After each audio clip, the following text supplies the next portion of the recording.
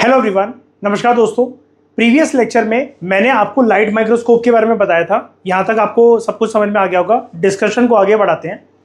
आगे बढ़ने से पहले मुझे आप ये बताओ, जैसे ये जो ऑब्जेक्टिव लेंस है दोस्तों, यहाँ पर ये जो लगे हुए हैं ऑब्जेक्टिव लेंस से जब भी कोई सैंपल को हम देखेंगे, जैसे ये वाला जो सैंपल रखे हुए, जब भी हम इसको देखेंगे तो सैंपल की जो इमेज है वो कौन से शेप में हमें देखने को मिलेगी, लेंस की शेप कैसी है। तो लेंस की जैसी शेप होगी वैसी तो आपको देखने को मिलेगा। लेंस की शेप है एकदम गोल, है ना, एकदम सर्कुलर पाथ की तरह। तो जो भी सैंपल है वो इतने एरिया में ही फिट हो पाएगा देखने के लिए, है ना। अब इसी के बेसिस पर, इस फंडे के बेसिस पर एक केस स्टडी हमें गिवन है जो कि एक्टिविटी की फॉर्म में है। तो हमें यहाँ पर प्याज के छिलके को ऑब्जर्व करना है। जो अनियन पील प्याज का छिलका है, तो उसके अंदर जो अनियन सेल्स हैं, ठीक है, प्याज के छिलके के अंदर जो प्याज के जो सेल्स हैं, हमें उसको स्टडी करना है, उसके साइज को जानना है और एक लेंस के अंदर कितने सेल्स आ पाते हैं एक डायमीटर तक जाते हो। जैसे सर्कल का एक रेडियस होता है, पूरी जो लेंथ होती है लेफ्ट से लेकर राइट तक, वो पूरा, वैसे सर्कल में लेफ्ट राइट कुछ होता नहीं है, मतलब यहाँ से लेकर यहाँ तक जो पूरी की पूरी इसकी लेंथ होती है, इसका डायमीटर होता है। एक डायमीटर पर कितने सेल्स हमें देखने को मिलते हैं, उन सेल्स का साइज क्या होगा। तो कुछ फॉर्मूले भी जानेंगे और इस एक्टिविटी को भी जानेंगे, और साइंटिस्ट कैसे माइक्रोस्कोप के अंडर किसी भी सैंपल को इजीली ऑब्जर्व कर लेते हैं। इस एक्टिविटी के बाद आपको हमेशा के लिए क्लैरिटी मिल जाएगी, ठीक है। तो चलो उसको समझते हैं। तो इस एक्टिविटी के अंदर आपको ये पता लगेगा कि कैसे हम जो अनियन पील सेल्स होते हैं उसको, उसके एक्चुअल साइज को हम कैसे कैलकुलेट कर सकते हैं। प्रीवियस लेक्चर में जैसे हम डिस्कस कर रहे थे ना कि माइक्रोस्कोप जो होता है उसके अंदर किसी भी सैंपल को स्टडी करने के लिए कि कितना उसका साइज है, क्या रेंज है, साइंटिस्ट कुछ कैलकुलेशंस का इस्तेमाल करते हैं। तो उन कैलकुलेशंस को, उन फॉर्मूले को हम अच्छे तरीके से जानते हैं, ठीक है। सबसे पहले हमें करना है कि एक्टिविटी को समझते हैं, फिर धीरे धीरे करके आपको सारी चीजें समझ में आ जाएंगी। सबसे पहले आपको एक ट्रांसपेरेंट रूलर लेना है जिसके अंदर मिलीमीटर की मार्किंग हो। जो आपका प्लास्टिक का स्केल होता है ना, जैसे नटराज वगैरह का स्केल आप यूज करते हो स्कूल में, वैसा आपको एक प्लास्टिक का स्केल लेना है, उसके ऊपर मिलीमीटर की मार्किंग होगी, ठीक है। इस प्रकार से मार्किंग होगी प्लास्टिक का स्केल पे। उसके बाद पर्पस क्या है आपका, आपको माइक्रोस्कोप का जो फील्ड ऑफ व्यू है, जैसे आपका माइक्रोस्कोप कितना देख पाएगा, कहां से देख पाएगा, ऑब्जेक्टिव लेंस की मदद से देख पाएगा। कैसी आपको शेप दिखेगी अपने सैंपल की, सर्कुलर शेप दिखेगी। तो आपको उसके डायमीटर को बेसिकली मेजर करना है कि जो भी ये सर्कुलर शेप आपको दिख रही है, यहां से लेकर यहां तक अगर आपने स्केल रखी होती है एक प्लास्टिक की, तो कितना एरिया मिलीमीटर का कवर हो रहा होता, ठीक है, मिलीमीटर में कितना एरिया कवर हो रहा होता। तो यहीं से हम आ जाते हैं स्टेज 2 पर। आपको उसके बाद अपने इस प्लास्टिक के स्केल को माइक्रोस्कोप की स्टेज पर रखना है, ठीक है। इसलिए प्रीवियस लेक्चर में मैंने आपको माइक्रोस्कोप के पूरे सैंपल के बारे में डिटेल तरीके से बता दिया था। जो प्लेटफॉर्म है ना माइक्रोस्कोप का, ठीक है, जहां पर आप अपने सैंपल को रखते हो, अभी के लिए फिलहाल आप यहां पर अपनी स्केल को रख लो, प्लास्टिक की स्केल को रख दिया आपने इसके नीचे, ठीक है। और बिल्कुल इसको कोने से रखना है आपको, जहां पर प्लास्टिक स्केल जो शुरू होता है वो 0 से शुरू होता है, ठीक है। मिलीमीटर वाली हमारी स्केल है, आपने उसको रखा। और हमारे इस वाले एग्जाम्पल के अंदर अभी जो हमें यहां पर दिख रहा है अपने स्मार्ट बोर्ड पर, वो 0 से होते हुए 50 तक हमें दिख रहा है यहां पर नंबर, ठीक है। तो यहां पर उसके बाद आप क्या करो, इस मिलीमीटर स्केल को फोकस करो by using the adjustment knob. मैंने आपको बताया था प्रॉपर तरीके से ब्लर इफेक्ट ना आए, तो आप हल्का सा उसको, जो नॉब है उसको आप घुमाते हो, आपने उसको नॉब को घुमा के एडजस्टमेंट्स कर ली अपनी। उसके बाद आप सर्कुलर फील्ड को ऑब्जर्व करो, ठीक है, थ्रू आईपीस लेंस, ठीक है। ऊपर से जहां से हम देखते हैं वो आईपीस लेंस होता है, फिर आपको सर्कुलर फील्ड को ऑब्जर्व करना है, तो आपको इस प्रकार से कुछ इमेज दिखेगी, ठीक है।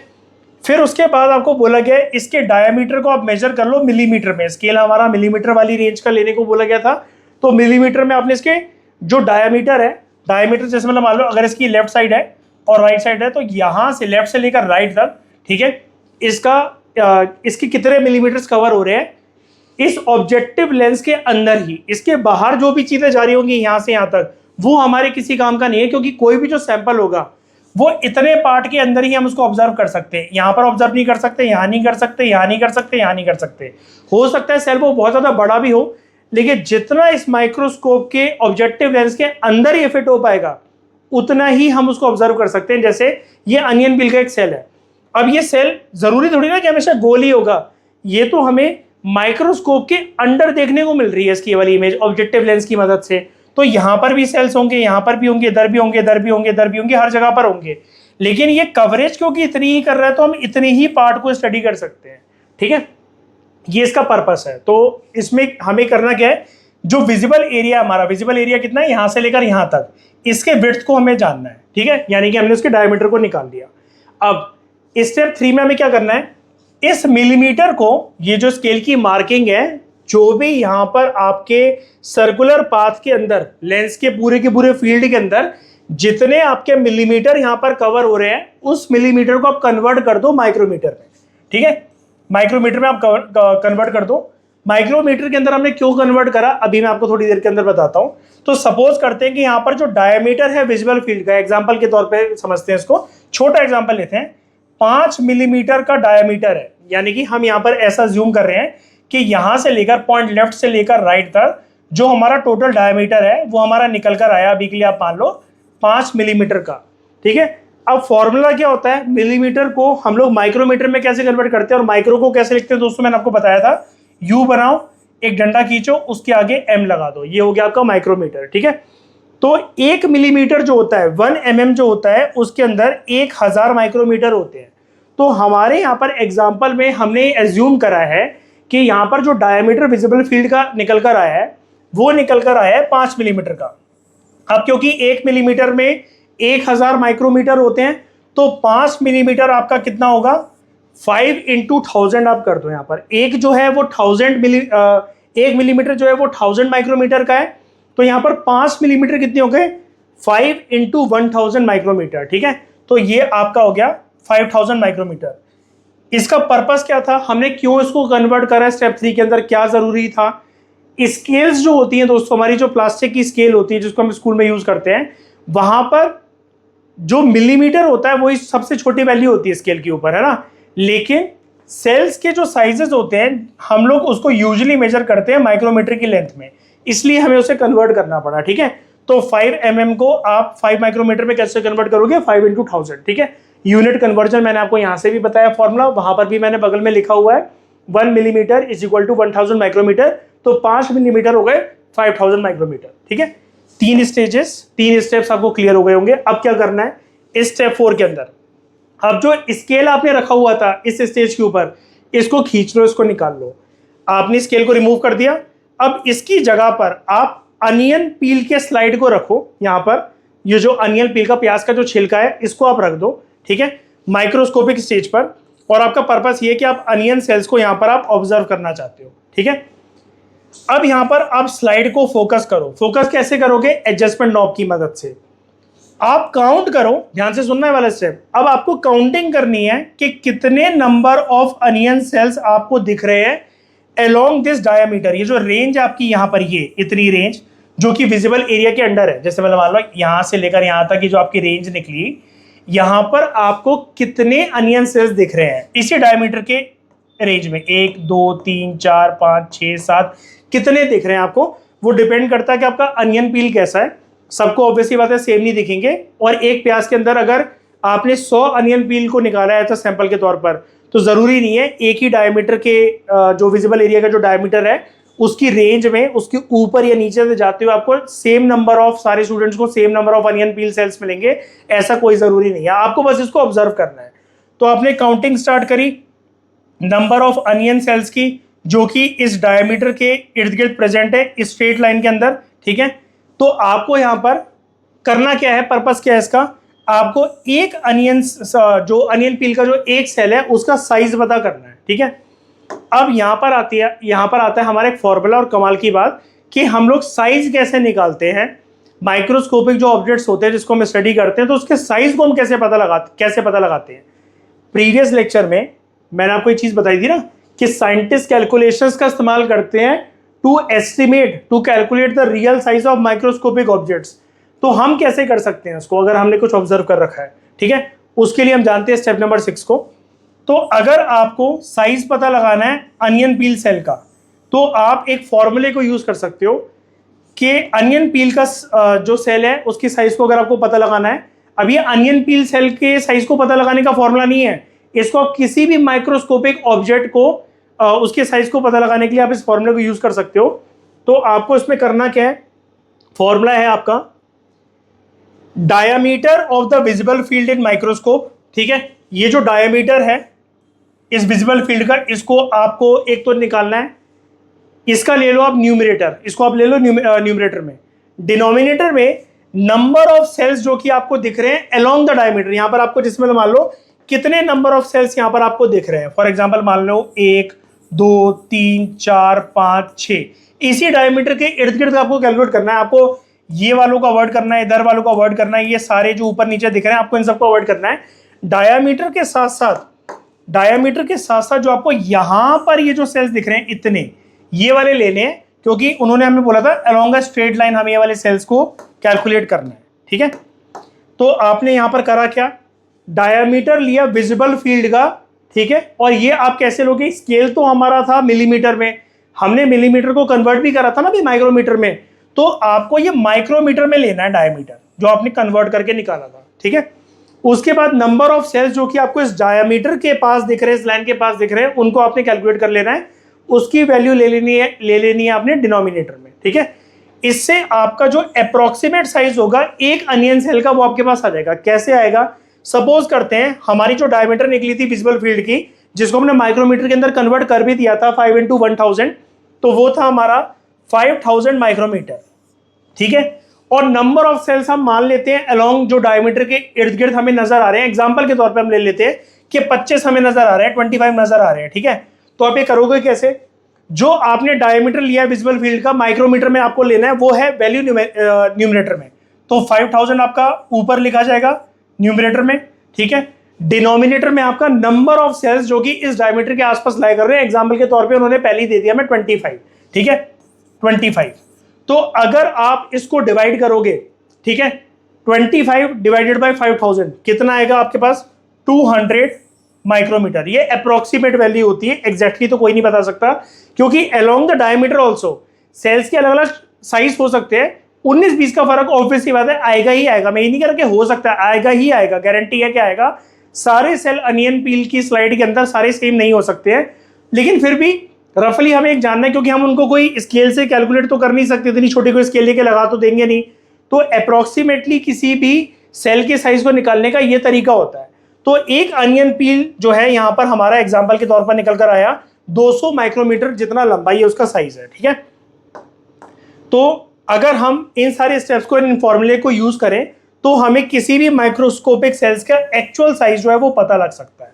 तो आई होप आपको पता लग गया होगा कि आज के बाद अगर लाइट माइक्रोस्कोप के अंडर आपने किसी सेल को, किसी भी ऑब्जेक्ट को, माइक्रोस्कोपिक ऑब्जेक्ट को अगर आपने स्टडी करा हुआ है, ठीक है, कर लिया है, तो आपको अगर क्लियर है कि आपका डायमीटर कितना निकल कर आया विजिबल फील्ड का, जहां तक ये आपका लेंस का जो गोला वाला जो पार्ट है, गोल पार्ट है, इसकी रेंज कितनी है वो आप माइक्रोमीटर में निकाल लो। स्केल से अगर आप निकालोगे मिलीमीटर में निकलेगी, कन्वर्ट कर दो माइक्रोमीटर में 1000 से मल्टीप्लाई करके, वो आपका आ गया न्यूमरेटर की वैल्यू। डिनोमिनेटर में नंबर ऑफ सेल्स जो कि आपको इस डायमीटर के इर्द गिर्द दिख रहे हैं उसको उससे डिवाइड कर दो। अब आप कहोगे सर ये सारे स्टूडेंट के सेम थोड़ी निकल कर आएंगे, आपकी बात बिल्कुल ठीक है, ये अलग अलग तरीके से निकल कर आएंगे आपको, लेकिन जो आपके माइक्रोस्कोप के अंदर जो आपको दिख रहा है आपको वो वैल्यू निकालनी होती है, वो फॉर्मूला यूज करना होता है। मतलब फॉर्मूला तो एक ही है, वो आपका कंक्लूजन होगा। ठीक है, अब दोस्तों हम ये जानते हैं कि माइक्रोस्कोप का टोटल मैग्निफिकेशन पावर कितना होता है। जैसे मतलब मान लो कि अनियन पील सेल को हमने ऑब्जर्व करा, स्टडी करा, उसके साइज को भी पता लगा लिया। अब मुझे ये कैसे पता लगेगा कि मेरे पास जो लाइट माइक्रोस्कोप है किस हद तक वो जूम कर पाएगा और उसकी इमेज को कितना गुना बड़ा कर पाएगा, 1 गुना, 2 गुना, 40 गुना, 50 गुना, 80 गुना, कितना गुना वो उसको मल्टीप्लाई करके जूम इमेज मेरी दे पाएगा। जैसे फॉर एग्जांपल मान लो ये पेन, स्टाइलस पेन मुझसे इतनी दूर पर है, अब मुझे ये कैसे पता लगेगा कि मेरा जो फोन है वो कितने एक्स तक इसको जूम कर पाएगा। इसकी जो इमेज मुझे यहाँ पर इतनी दूर दिखाई दे रही है, मेरा फोन किस हद तक, मेरा फोन का कैमरा किस हद तक इसको जूम कर सकता है, किसको कितना बड़ा कर देगा, कि इतनी सी शेप को क्या है कुतुब मीनार जितना बड़ा बनाकर दिखा देगा मेरा फोन, अगर मैं एकदम इसके पास इसको लेकर जाऊं। ये चीज मेरे को यहाँ पर जाननी है। ठीक है, तो यहाँ पर हमें सबसे पहले बोला हुआ है कि अगर एस्टिमेटेड साइज जो है एक अनियन पील का वो 200 माइक्रोमीटर हमारा निकल कर आया, ठीक है, प्रीवियस एग्जांपल को हम यहाँ पर बोरो कर रहे हैं माइक्रोस्कोप की टोटल मैग्निफिकेशन पावर को समझने के लिए। तो लाइट माइक्रोस्कोप जो होगा वो एक पर्टिकुलर सेल को किस हद तक, कितना हद तक मैग्नीफाई करने के लिए सक्षम है, केपेबल है, ठीक है। अगर हमें इस चीज को आंसर करना है तो उसके लिए हमें सबसे पहले कैलकुलेट करना पड़ेगा। एक नया फॉर्मूला आपके सामने आ रहा है। प्रीवियस फॉर्मूले में आपने ये जाना था कि सेल के साइज को कैसे निकालते हैं। अब जो फॉर्मूला मैं आपको दूंगा उसके अकॉर्डिंग आपको ये पता लगेगा कि माइक्रोस्कोप की रेजोल्यूशन, मैग्नीफाइंग, एनलार्जमेंट करने की जो कैपेबिलिटी होती है, जो क्षमता होती है, वो हम कैसे पता लगाते हैं। तो उसके लिए हमें माइक्रोस्कोप के टोटल मैग्निफिकेशन जो उसकी पावर होती है उसको पता लगाना पड़ेगा। कैसे पता लगाते हैं हम? माइक्रोस्कोप के अंदर मैग्नीफाई करने का, एनलार्ज करने का, रेजोल्यूशन को जनरेट करने का काम करता कौन है? पहले तो आप मुझे ये बताओ। दो लेंस करते हैं जो कि दो अपने आप में कॉन्वेक्स लेंसेज हैं। एक सबसे टॉप पर आपका है आईपीस लेंस और दूसरा है नीचे आपका ऑब्जेक्टिव लेंस, जहां पर सबसे पहले आपकी इमेज जो है वो जनरेट होती है, ठीक है। तो अब हमें करना क्या है? टोटल मैग्निफिकेशन पावर माइक्रोस्कोप की जो डिपेंड होती है वो होती है कि मैग्नीफाइंग पावर कितनी है, नंबर वन, एक तो आईपीस लेंस की, और मैग्निफिकेशन पावर कितनी है आपके ऑब्जेक्टिव लेंस की। आपको अपने दोनों लेंस की अगर मैग्निफिकेशन पावर पता है, हम एग्जांपल में अभी के लिए मान रहे हैं कि मेरे पास जो लाइट माइक्रोस्कोप है उसके अंदर जो आईपीस लेंस लगा हुआ है उसकी मैग्निफिकेशन पावर 10x है, और जो ऑब्जेक्टिव लेंस मेरे सेम माइक्रोस्कोप के अंदर जो लगा हुआ है उसकी भी मैग्निफिकेशन पावर 10x है, ठीक है। फॉर्मूला क्या होता है, कैसे निकालते हैं? आईपीस लेंस की मैग्निफिकेशन पावर को आपको मल्टीप्लाई कर देना होता है ऑब्जेक्टिव लेंस की मैग्निफिकेशन पावर से, ठीक है। ये इक्वल टू गलती से बीच में आ गया, ठीक है। आपको अगर टोटल मैग्निफिकेशन निकालना है तो आपको आईपीस लेंस की मैग्निफिकेशन पावर को मल्टीप्लाई कर देना होता है ऑब्जेक्टिव लेंस की मैग्निफिकेशन पावर से। कुछ भी कर लो, पहले ऑब्जेक्टिव लेंस की मैग्निफिकेशन पावर को मल्टीप्लाई कर लो आईपीस लेंस की मैग्निफिकेशन पावर से। दोनों लेंसेज की पावर को आपको सिंपली बस मल्टीप्लाई करना है। तो हमने यहां पर एग्जाम्पल के तौर पर यह माना कि अगर मैंने यहां पर क्या लिखा हुआ है, देखो, मेरा आईपीस लेंस, ऑब्जेक्टिव लेंस दोनों 10x पावर के हैं। तो अगर दोनों आईपीस लेंस और ऑब्जेक्टिव लेंस मेरे लाइट माइक्रोस्कोप के अंदर जो लगे हुए हैं उनकी मैग्निफिकेशन पावर 10x है, तो टोटल मैग्निफिकेशन मेरा कितना निकलेगा? 10x into 10x is equal to 100x, ठीक है। तो मेरे पास आ गया 100x टोटल मेरे माइक्रोस्कोप की मैग्निफिकेशन पावर है। इसका मतलब यह हुआ कि अनियन पील का जो सेल का जो साइज है जो कि निकल कर आया 200 माइक्रोमीटर, ठीक है, तो उसके एक्चुअल साइज से मेरा माइक्रोस्कोप, अगर उसके अंदर लेंसेज जो दोनों लगे हुए हैं ऑब्जेक्टिव और आईपीस लेंस, उनकी पावर अगर 10x है तो मेरा माइक्रोस्कोप उसको 100 टाइम्स, क्योंकि आंसर निकल कर आया मेरा 100x, 100x मतलब 100 गुना उसको एनलार्ज करके दिखाने के केपेबल है मेरा माइक्रोस्कोप। तो अगर अनियन पील का जो साइज निकल कर आया है वो 200 माइक्रोमीटर निकल कर आया है, तो 200 माइक्रोमीटर भी एक साइज होता है, वो भी तो अपने आप में एक साइज है। उससे भी 100 गुना ज्यादा अगर मैं नॉब को घुमाऊंगा, लेंसेज को एडजस्ट करूंगा, तो मेरे माइक्रोस्कोप में इस एग्जांपल में जो लेंस की पावर है, दोनों लेंसेज की पावर है, उसके अकॉर्डिंग अगर मैं लूं तो मेरे को ये जो अनियन पील का जो साइज निकल कर आया था 200 माइक्रोमीटर, इससे भी 100 गुना बड़ा जो उसका इमेज का साइज है मैं वो ऑब्टेन कर सकता हूं, ठीक है। तो माइक्रोस्कोप जो है बेसिकली है हमें हेल्प करते हैं कि हम छोटे छोटे स्ट्रक्चर्स को बहुत क्लियर तरीके से ऑब्जर्व कर सकें। माइक्रोस्कोप की मदद से साइंटिस्ट जो हैं वो सेल के स्ट्रक्चर्स को, माइक्रो ऑर्गेनिजम्स को, टिश्यूज को, और सेल के अंदर जो ऑर्गन्स होते हैं जिनको हम सेल ऑर्गेनेलीज कहते हैं, उसको ये इजी तरीके से ऑब्जर्व कर सकते हैं, ठीक है। तो माइक्रोस्कोप इसलिए बायोलॉजी की फील्ड के अंदर एक बहुत ही ज्यादा एसेंशियल टूल है, क्योंकि ये हमें मदद करते हैं कि हम ऐसी इनविजिबल चीजों को जिसको हम नेकेड आई से नहीं देख सकते हैं वो हम देख सके, और वो भी बहुत क्रिस्टल क्लियर इमेजेस के साथ। अब रिसेंट ईयर्स में दोस्तों क्या हुआ है, माइक्रोस्कोप जब से रॉबर्ट हुक ने अपना माइक्रोस्कोप जो बनाया था तब से लेकर अब तक माइक्रोस्कोप के अंदर भी कुछ ना कुछ एडवांसमेंट्स, कुछ ना कुछ चेंजेस साइंटिस्ट जो हैं थ्रू आउट द सेंचुरीज जो हैं रॉबर्ट हुक के टाइम से लेकर अभी तक जो वक्त बीता है उसमें करते हुए आए हैं।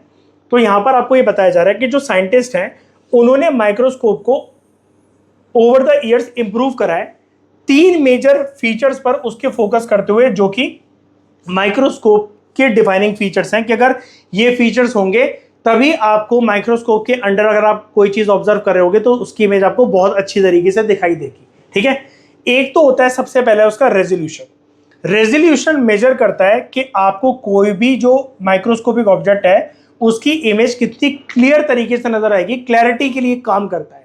ठीक है, तो रेजोल्यूशन का मतलब क्या होता है, ये एक एबिलिटी होती है, ठीक है, कि आप दो नियर बाय ऑब्जेक्ट्स को सेपरेट तरीके से कैसे देख सको। तो रेजोल्यूशन अगर उसका जितना अच्छा होगा उतनी ज्यादा क्लैरिटी होगी, और क्लैरिटी के साथ आप फिर डिफरेंशिएट कर सको कि जैसे यहां पर देखो ये लो रेजोल्यूशन है, आपको प्रॉपर तरीके से पता नहीं लग रहा है, लेकिन ये हाई रेजोल्यूशन की इमेज है।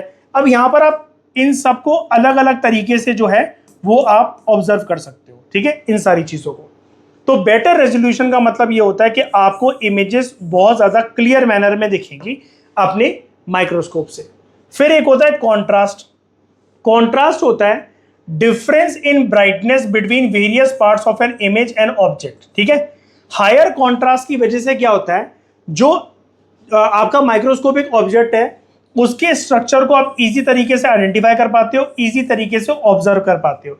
जैसे ये एक लो कॉन्ट्रास्ट इमेज है, यानी कि यहाँ पर जो फोरग्राउंड है वो भी व्हाइट है, मतलब ग्रेश है, व्हाइटिश है, और बैकग्राउंड व्हाइटिश है। ठीक है, तो यहाँ पर कॉन्ट्रास्ट का मतलब क्या है कि जैसे फॉर एग्जाम्पल मान लो कॉन्ट्रास्ट में आपको समझाता हूँ इसी तरीके से। जो ओवरऑल दोस्तों यहाँ पर जो आप स्लाइड देख रहे हो वो उसका बैकग्राउंड व्हाइट है, आगे जो इसके जो चीजें लिखी हुई हैं यहाँ पर, ये जो इसकी हेडिंग बनी हुई है कलरफुल है, तो ये कॉन्ट्रास्टिंग इफेक्ट है। अब आप इस स्मार्ट बोर्ड और मेरे में कॉन्ट्रास्टिंग इफेक्ट देख लो। अगर ये पूरी स्लाइड व्हाइट कलर की होती और मैंने व्हाइट कलर की शर्ट या टी शर्ट पहन रखी होती तो ये लो कॉन्ट्रास्ट वाली चीज होती। मेरा जो टी शर्ट का कलर है वो डार्क ब्राउन है, ये जो कलर है ये व्हाइट बैकग्राउंड से थोड़ा सा, ये ओवरऑल पीपीटी आपको व्हाइटिश नजर आ रही है, हल्की फुल्की पीपीटी व्हाइट, जो फोरग्राउंड है वो डार्क कलर का है, ये कॉन्ट्रास्ट है, हाई कॉन्ट्रास्ट। लो कॉन्ट्रास्ट तब कब होता, पीपीटी व्हाइट होती, मैंने शर्ट भी व्हाइट कलर की पहन रखी होती, ये लो कॉन्ट्रास्ट वाली चीज होती है। अपोजिट भी आप बोल सकते हो, पीपीटी डार्क हो और मैंने व्हाइट कलर की शर्ट पहन रखी हो तो आपके और मेरे बीच में कोऑर्डिनेशन बढ़िया रहता है। इससे आप कभी ऑब्जर्व करना किसी को भी कि जो बैकग्राउंड होगा जिस चीज का और इंसान ने वही कलर की शर्ट पहन रखी होगी या कपड़े पहन रखे होंगे तो वहां पर फोकस थोड़ा सा कम होता है। और यहीं पर जो अगर फोरग्राउंड का कलर डार्क है, बैकग्राउंड का कलर लाइट है, बैकग्राउंड का कलर डार्क है, फोरग्राउंड का कलर लाइट है, तो कॉन्ट्रास्ट ज्यादा अच्छे से जो है देखने को मिलता है।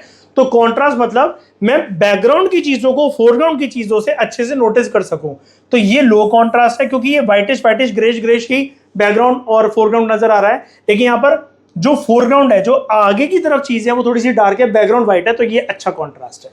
ठीक है, हाई कॉन्ट्रास्ट है। उसके बाद तीसरी चीज जो माइक्रोस्कोप में बहुत इंपॉर्टेंट होती है, जो कि साइंटिस्टों ने इंप्रूव करने की कोशिश करी है दोस्तों, यहां पर आपको ये बताया जा रहा है कि माइक्रोस्कोप के स्ट्रक्चर्स में साइंटिस्ट क्या क्या काम करते हुए आए हैं पिछले बहुत सारे सालों से, बहुत सारी सेंचुरीज से, कि वो तीन चीजों के ऊपर वर्क कर सके कि माइक्रोस्कोप ऐसा होना चाहिए जो कि हाई रेजोल्यूशन की इमेज को जनरेट करके दे सके, जिसका कॉन्ट्रास्ट हाई हो और मैग्निफिकेशन पावर बहुत गजब की और बहुत कमाल की हो। तो मैग्निफिकेशन का मतलब ये होता है कि आप ऑब्जेक्ट को कितना, उसकी इमेज को एनलार्ज करके बड़ा करके देख सकते हो, और बड़ा करके जब आपने देखा है तो उसका कॉन्ट्रास्ट भी अच्छा होना चाहिए, हाई होना चाहिए, और उसका रेजोल्यूशन भी हाई होना चाहिए। ठीक है, तो ये लो मैग्निफिकेशन की एक इमेज है, ये एक मीडियम मैग्निफिकेशन की इमेज है, और ये एक हाई मैग्निफिकेशन की इमेज है। लेकिन हाई मैग्निफिकेशन होने के साथ इसका कॉन्ट्रास्ट लो नहीं है, इसका जो रेजोल्यूशन है वो लो नहीं है, धुंधली धुंधली नहीं है ये वाली इमेज, और बैकग्राउंड और फोरग्राउंड में आप फर्क पता लगा सकते हो। ठीक है, कलर अलग है क्योंकि, तो ये है मैग्निफिकेशन। तो इन सारे इंप्रूवमेंट्स की वजह से माइक्रोस्कोप जो है वो एक्सट्रीमली पावरफुल चीज बन चुकी है बायोलॉजी के अंदर, जिसने नई नई इन्वेंशंस वगैरह करवाने में साइंटिस्टों की बहुत ज्यादा मदद करवाई है। ठीक है, अब यहाँ पर दोस्तों आपके एनसीईआरटी में टॉपिक गिवन है कि जहां पर मैंने आपको बताया था कि लाइट माइक्रोस्कोप जो आपके फेल हो जाते हैं तो आपको वहां पर पावरफुल माइक्रोस्कोपिक डिवाइसेस जो है वो चाहिए पड़ते हैं, और वो होते हैं आपके इलेक्ट्रॉन माइक्रोस्कोप। ठीक है, तो apart from light microscope scientist जो है वो बहुत पावरफुल माइक्रोस्कोप्स का भी इस्तेमाल करते हैं, जिसको हम कहते हैं इलेक्ट्रॉन माइक्रोस्कोप। ठीक है, तो इन इंस्ट्रूमेंट्स में होता क्या है, आपको सेल स्ट्रक्चर्स की फाइन डिटेल्स देखने को मिलती है। यहाँ पर हम विजिबल लाइट का इस्तेमाल नहीं करते हैं, रूम और लेबोरेटरी से आने वाली जो बल्ब होते हैं, जो ट्यूबलाइट्स हैं, उसकी लाइट का इस्तेमाल नहीं होता यहाँ पर हम बीम ऑफ इलेक्ट्रॉन्स को, एक रे ऑफ इलेक्ट्रॉन्स को यूज करते हैं, जिससे हाईली मैग्नीफाइड इमेजेस जो है वो आपको मिल पाती है। ठीक है, इलेक्ट्रॉन माइक्रोस्कोप ने साइंटिस्टों की बड़ी मदद करी है जब से इन्वेंट हुए हैं कि वो बहुत सारे माइक्रोस्कोपिक ऑब्जेक्ट्स के स्ट्रक्चर्स को नैनोमीटर के स्केल पर ऑब्जर्व कर सकते हैं, ठीक है, और वो भी बहुत रिमार्केबल क्लैरिटी के साथ, जहां पर लाइट माइक्रोस्कोप जो है वो फेल हो जाते हैं। अब दोस्तों, 1 नैनोमीटर होता कितना है? 1 nanometre is equal to 1 divided by 1 and 9 times 0, यानी कि सिंपल भाषा में 1 nanometre is equal to 1 billionth of a metre, ठीक है। ये जनरली कितना होता है? 1, 10, 100, 1000, 10,000, लाख, 10 लाख, करोड़, 10 करोड़, अरब। 1 डिवाइडेड बाय 1 अरब, ठीक है। तो 1 बिलियंथ ऑफ अ मीटर, ठीक है, 1 डिवाइडेड बाय 1 अरब मीटर, तो 1 बिलियंथ होता है एक मीटर का, इतना छोटा होता है। अब लाइट माइक्रोस्कोप के आपके देख सकते हैं इसको, जिसकी मैक्सिमम रेजोल्यूशन पावर ही सिर्फ 40x है, नहीं, वहां पर लाइट माइक्रोस्कोप आपके फेल हो जाते हैं, तो वहां पर आपको सहारा लेना पड़ता है इलेक्ट्रॉन माइक्रोस्कोप का, ठीक है। तो ये जो इंप्रूवमेंट्स हुई है 3 चीजों के 3 एरियाज के अंदर माइक्रोस्कोप के अंदर, with respect to its resolution, contrast and magnification, इसकी वजह से माइक्रोस्कोप जो है वो इंडिस्पेंसिबल का दोस्तों मतलब होता है एब्सोल्युटली नेसेसरी टूल्स बन गए हैं मॉडर्न बायोलॉजी के अंदर, ठीक है। तो अभी तक हमने जो भी कुछ समझा उसके बेसिस पर फिर से आपके सामने कुछ इंपॉर्टेंट टर्म्स आ रही हैं, ठीक है, इसको भी फटाफट से जान लेते हैं। आईपीस, ये एक ऐसा लेंस होता है जिसके थ्रू हम ऑब्जर्व करते हैं। ऑब्जेक्टिव लेंस, ये लेंस होता है near the sample specimen. Stage, एक ऐसा प्लेटफॉर्म जहां पर आपकी स्लाइड जो है, जो भी आप अनियन पील वगैरह उसके नीचे रखोगे, आप ऑब्जर्व करोगे। कोर्स एडजस्टमेंट नॉब, ये रफ फोकसिंग के काम आता है, ठीक है, और इसको आपको अपने सैंपल को और अच्छी तरीके से अगर फोकस करना होता है तो उसके लिए आपको फाइन एडजस्टमेंट नॉब का इस्तेमाल करना पड़ता है। ये प्रिसाइज क्रिस्टल क्लियर फोकसिंग के काम आता है। मैग्निफिकेशन का मतलब होता है इमेज को बड़ा करके देखना। रेजोल्यूशन का मतलब क्लैरिटी। कॉन्ट्रास्ट का मतलब डिफरेंस, ब्राइटनेस, बैकग्राउंड, फोरग्राउंड अलग अलग कलर के होने चाहिए। इलेक्ट्रॉन माइक्रोस्कोप, माइक्रोस्कोप जहां पर इलेक्ट्रॉन्स का इस्तेमाल होता है, ना कि विजिबल लाइट का। और nanometre is 1 billionth of a metre, 1 divided by 1 अरब metre is equal to 1 nanometre, ठीक है। तो ये जो टर्म्स हैं ये इंपॉर्टेंट है, और माइक्रोस्कोप हमें ऐसी चीजें देखने में मदद करता है। 1000 बार हम इस चैप्टर में बार बार ये चीज पढ़ रहे हैं कि जो चीजें इनविजिबल है हमारी नेकेड आई के लिए। तो इन टर्म्स को मैंने आपको यहां तक बता दिया। इसके बियॉन्ड, हाँ, जितना अभी तक हमने कवर करा है इस चैप्टर को, इसके बियॉन्ड अभी तक कुछ भी नहीं रह गया है। अब जो से चीजें आगे जाने वाली हैं, इसके बियॉन्ड जो हम जानेंगे उसको हम कंटिन्यू करेंगे दोस्तों अगले लेक्चर में। इस डिस्कशन में दोस्तों फिलहाल इतना ही। Thank you very much for discussion.